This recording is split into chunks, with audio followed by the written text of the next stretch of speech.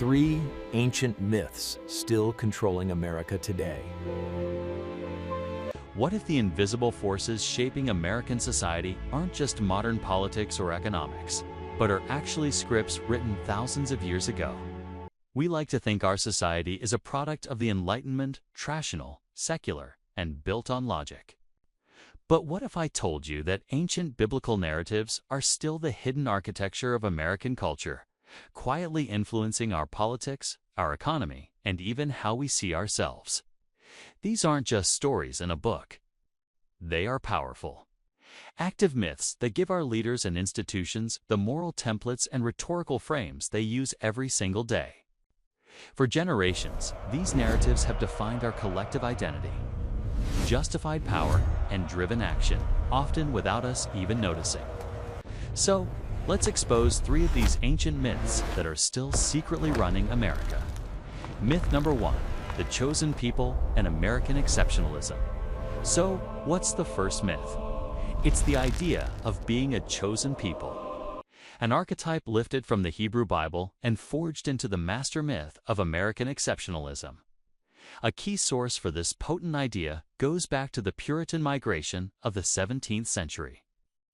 In 1630, aboard the ship Arbella, the colony's governor John Winthrop delivered a sermon that would echo for centuries. He told his fellow colonists their new society would be as a city upon a hill. Borrowing a phrase from Jesus' Sermon on the Mount, he was warning them that the eyes of all people are upon us. Succeed, and they'd be a shining example to the world. Fail, and they'd be a cautionary tale. This wasn't just moving house. It was a divine mission. The Puritans saw themselves as a new community in a special covenant with God, tasked with building a model commonwealth. This idea of a divinely ordained community never faded. It just evolved. As America grew, this Puritan seed of chosenness fused with the secular ideals of the Enlightenment. The result was American exceptionalism, the belief that the United States is uniquely special among all nations destined to play a singular role on the world stage. It morphed from a religious concept into a civic one, where the nation itself was seen as exceptional. This myth has stuck around with incredible tenacity, largely through political rhetoric. John F. Kennedy invoked Winthrop's city upon a hill to frame his administration's challenges. But it was Ronald Reagan who fully resurrected the phrase, making his vision of a shining city on a hill a cornerstone of modern conservatism and a symbol of American greatness. And this isn't a partisan thing. Presidents from both parties drink from this well. Barack Obama, despite some criticism, often spoke of America as the one indispensable nation in world affairs. More recently, Donald Trump has called America the greatest nation in the history of the world, while Joe Biden has referred to defending democracy as a sacred cause, insisting there's no country better positioned to lead. And Vice President Kamala Harris has called the U.S. the greatest democracy in the history of the world, and being an American the greatest privilege on earth. The modern effects of this myth are huge. It's used to justify foreign policy, from interventions aimed at spreading democracy to maintaining a global military presence. The idea that America has a special mission to lead has framed everything from the Cold War to the War on Terror. Domestically, fuels appeals to founding principles and can lead to the conviction that the American way is automatically the best way. But critics offer a sharp counter-narrative. They argue the myth of exceptionalism can act as a propaganda tool, masking less noble motives like imperialism or economic self-interest. It can create a moral blind spot, making it hard to self-criticize or see the world from other points of view. The idea of America as a beacon of hope can obscure the times it has acted in self-serving or even damaging ways. By framing the nation as uniquely chosen, the myth discourages a more honest and complex understanding of America's real place in the world. Myth number 2, the Promised Land and Manifest Destiny. That idea of a special destiny leads us right to our second myth, the narrative of the Promised Land. This story, rooted in biblical promises of land for a chosen people, gave the moral and spiritual license for one of the most violent chapters in American history: manifest destiny. The ancient blueprint is obvious. The Old Testament is full of stories about a people led by God into a promised land with divine permission to conquer it. This gave European colonists a ready-made script to allow them to see a continent inhabited by hundreds of distinct nations, not as someone else has home, but as a wilderness waiting to be claimed.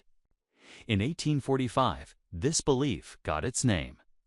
A journalist named John L. O'Sullivan coined the term manifest destiny to describe America's mission to overspread and to possess the whole of the continent. This wasn't a suggestion. It was framed as an unstoppable, God-given imperative. This ideology drove the nation's aggressive westward expansion, justifying the annexation of Texas, the war with Mexico, and the brutal displacement of indigenous peoples. While the forced removal of nations like the Cherokee on the Trail of Tears began before the term was coined, it was driven by the same expansionist and racial logic. Though the phrase manifest destiny became less common after the Civil War, the myth itself just went underground. You can see it in the enduring frontier mythos, the romanticized image of the heroic settler taming a savage wilderness. This narrative has been, and in many ways continues to be, reproduced in popular culture, especially in Westerns.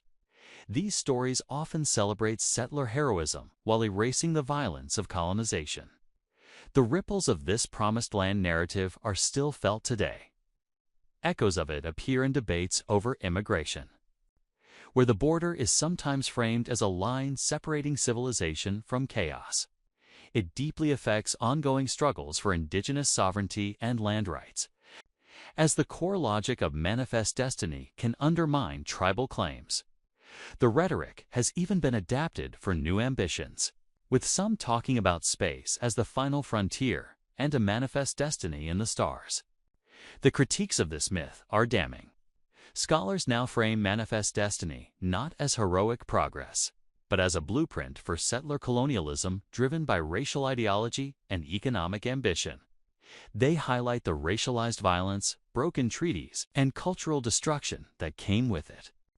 The story of a divinely sanctioned expansion is a massive distortion of history, one that requires ignoring the perspective of the millions who were violently dispossessed. Myth number 3. The just reward and meritocracy. It's not just about land and national identity. The third myth is more personal, woven into the fabric of the American dream. It's the myth of the just reward, the idea that virtue, talent, and hard work will always lead to success. Today, we call it meritocracy. This idea has a philosophical backdrop in both classical and biblical traditions. Ancient Greek and Roman thought celebrated individual virtue, while the Bible is full of promises of rewards for the righteous. Over time, this logic was secularized and became the core of the American belief in meritocracy. This idea thrived in the U.S., where it merged with the Protestant work ethic and the spirit of industrial capitalism.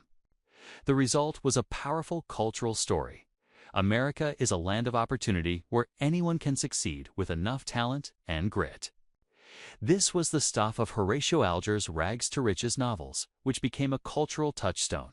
During the Cold War, upward mobility was pitched as a key difference between American freedom and Soviet communism. The myth of meritocracy is everywhere today. The education system is presented as a great equalizer. Political rhetoric on both sides celebrates the self-made individual. Corporate culture loves stories of founders who started in a garage and built empires. It's a powerful narrative because it's flattering and simple. The impact is immense. It shapes public policy, favoring opportunity over welfare and casting social safety nets as a crutch for the lazy. It fosters a cultural acceptance of staggering wealth. Inequality of wealth is earned. Then extreme wealth must be a sign of extreme merit. But maybe the worst part is how it individualizes systemic problems. If you're struggling, it's not because of structural barriers. It's because you didn't try hard enough. This breeds shame and resentment while letting society off the hook. However, a mountain of evidence from sociologists and economists tears this myth apart. Studies on income mobility show that your economic future is still overwhelmingly tied to your parents' wealth. The level playing field is an illusion, shattered by structural barriers related to race, class, and gender. For instance, a landmark sociological study found that a black man without a criminal record had about the same chance of getting a job interview as a white man with one. What we call merit is often just inherited advantage in disguise, where access to better schools, healthcare. Critics argue that we don't have a true meritocracy, but a sham that justifies the privileges of an elite, creating what some call a new aristocracy, one supposedly based on talent, but often just reflecting who your parents are. These three myths, the chosen people, the promised land, and the just reward, aren't just historical artifacts. They're living scripts that are still shaping American life. By uncovering them, we can see our world more clearly, question the stories we take for granted, and understand the deeper forces at play. If you found this insightful, make sure to subscribe and hit the notification bell. We're always digging into the hidden scripts that shape our world. And let us know your thoughts in the comments. What other myths do you see running America today? From the Puritan city upon a hill that became American exceptionalism, to the promised land that licensed manifest destiny, to the just reward that props up the myth of meritocracy, these ancient stories are far from ancient history. They are like the foundational code running in the background of society, shaping our laws, justifying our actions, and defining our sense of self. They provide a moral language for power and a simple story for a complex world. But as we've seen, they also create blind spots and mask injustice. Recognizing these scripts is the first step toward consciously deciding which stories we want to live by and which ones it's time to leave behind.